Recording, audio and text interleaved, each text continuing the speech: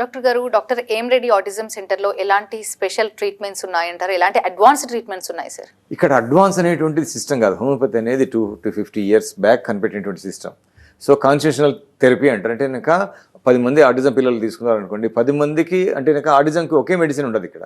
So ఒక్కొక్క బాబు యొక్క constitution అంటే ఇక్కడ ఆటిజం ట్రీట్ చేయడం లేదు, ఏడీహెచ్డీ ట్రీట్ చేయడం లేదు, బిహేవియర్ ప్రాబ్లం ట్రీట్ చేయడం లేదు, హైపర్ యాక్టివ్ ట్రీట్ చేయడం లేదు.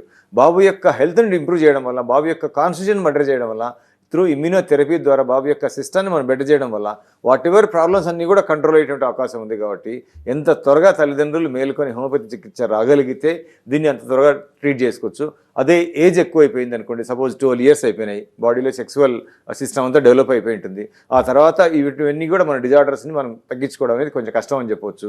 3 years కానివ్వండి, 2 years కానివ్వండి, 4 years కానివ్వండి, ఎంత ఎర్లీగా కాగలిగితే దీన్ని ఈజీగా ట్రీట్ చేసుకోవచ్చు. గ్రోత్ అంటే పెద్దగా అయ్యే కొద్దీ ఈ ప్రాబ్లం అనేది శరీరంలో పాతుకునేటువంటి అవకాశం ఉంటుంది. కాబట్టి ఆ ఛాన్స్ ఇవ్వకుండా తల్లిదండ్రులు ప్రయత్నం చేయగలిగితే దీన్ని కంపల్సరీ హోమియోపతి ద్వారా ట్రీట్ చేసుకోవచ్చు. డాక్టర్ గారు, ఎర్లీ స్టేజ్ అంటున్నారు, ఎన్ని మంత్స్ ఆర్ ఎన్ని ఇయర్స్ అప్పుడు డాక్టర్ని మీట్ అవ్వాలంటారు? ఎలాంటి ట్రీట్మెంట్ స్టార్ట్ చేస్తే బెటర్ అని సజెస్ట్ చేస్తారు? జనరల్గా నా యొక్క ప్రాక్టికల్ అనాలిసిస్లో అంటే తల్లిదండ్రులు వచ్చేసి కాన్సన్ట్రేషన్ ప్రాబ్లమ్స్ 6 months నుంచి గుర్తుపట్టవచ్చు. అంటే బాగా మనం గుర్తుపట్టవచ్చు. సో 1 year లోపల డెఫినెట్గా గుర్తుపట్టవచ్చు. సో దీనికంతా కూడా మనకు బ్యాకప్గా అంటే కనుక ఇంకొక ఆలోచన కూడా సెకండరీ స్ట్రాంగ్ రీజన్ ఎందుకు చూడాలంటే కనుక తల్లిదండ్రులకు హెల్త్ ఇష్యూస్ ఏమైనా ఉన్నాయా లేదా. సో అవన్నీ కూడా మనం లింకప్ చేయగలిగితే ఏంటంటే ఇక్కడ కాన్సన్ట్రేషన్ ప్రాబ్లం ఉంది, తల్లిదండ్రులకు ప్రెగ్నెన్సీలో హెల్త్ ఇష్యూస్ ఉన్నాయి. ఈ రెండు లింకప్ చేయడం వల్ల వీళ్ళు డెఫినెట్గా ఆటిజంలో కానీ ఏడీహెచ్లో కానీ వెళ్ళేటువంటి అవకాశం ఉందని ప్రాక్టికల్గా మనం ఆలోచించి చెప్పవచ్చు. సో కనుక 6 months to 1 year 1.5 year గుర్తుపట్టచ్చు. ఎంత ఎర్లీగా గుర్తుపట్టు నా దగ్గర చాలా కేసెస్ ఉన్నాయి.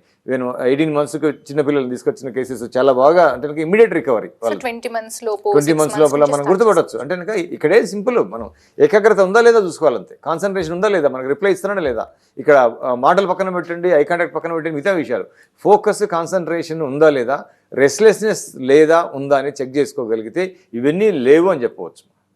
డాక్టర్ గారు, సో నిరంతరం వారితో పాటు ఏదో ఒకటి కమ్యూనికేట్ చేస్తూ వాళ్ళ కాన్సన్ట్రేషన్ లెవెల్స్ చెక్ చేస్తూ ఉండాలంటారా? అట్లా కమ్యూనికేషన్ చేయడం కంటే డిస్టర్బ్ చేయకపోతే చాలా వాళ్ళని మెడిసిన్స్ తోటి మనం అంటే ఆల్వేస్ చెక్ చేయాల్సిన అవసరం లేదు. ఇప్పుడు ఎవరి బాడీ వాళ్ళు గ్రోజప్ చేసుకుంటారు. చిన్నపిల్లలు చాలా మంది ఉంటారు, మేము చిన్నపిల్లప్పుడు బాబుని సరిగ్గా చూసుకోలేదు అందుకే ప్రాబ్లం వచ్చింది అంటారు. మీరు చూసుకోకపోయినా మన మైండ్ బాగానే అంటే ఆటోమేటిక్ బాగానే ఉంటాడు ఎవరితో కూడా.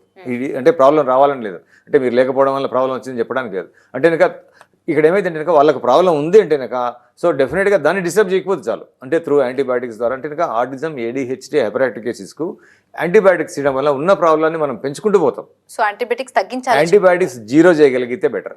జీరో మెడికేషన్ సిస్టమ్ అంటాం, ZMS, జీరో మెడికేషన్ సిస్టమ్ ద్వారా చిన్న పిల్లల్ని కనుక పెంచగలిగితే 5 సంవత్సరాల దాకా ఈ యొక్క బిహేవియర్ ప్రాబ్లమ్స్ కానివ్వండి, ఆటిజం ప్రాబ్లమ్స్ కానివ్వండి, ఏడీహెచ్డీ ప్రాబ్లమ్స్ కానివ్వండి, హైపర్ యాక్టివ్ ప్రాబ్లమ్స్ కానివ్వండి మనం లేకుండా చేసుకోవచ్చు ఖచ్చితంగా. లేదంటే కనుక ఇవన్నీ కూడా మనకి ఇంపాక్ట్ అయ్యేటువంటి అవకాశం ఉంటుంది. మన పిల్లల్ని మన భయంతో మన పిల్లల ఆరోగ్యాన్ని మనమే చెడగొడుతున్నాం. ఆ భయపడవద్దు అంతే.